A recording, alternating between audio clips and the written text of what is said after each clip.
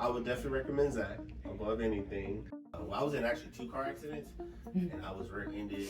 Both situations. The first one, I was on my way home from work, and I wasn't paying attention, entering the highway, and got rear-ended from behind.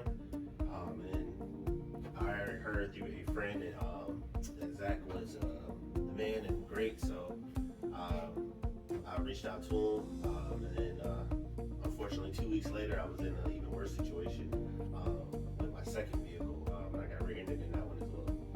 It was a point in time, definitely during my second accident, where I felt like everything bad was happening all at one time around me, and Zach was able to put me through to someone that kind of helped me get over that hurdle.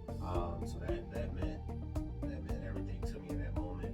The second biggest thing probably was just overall communication. The last couple months, real big on communication, weekly, email, texts. Anytime I kind of reached out, you guys reached out, I thought we had really good communication. I was looking forward to the whole process. Meek's Impact, again, I feel like they are friends. Now I think we probably evolved more to being a family. And again, it's just good people, good peace of mind, great team all around.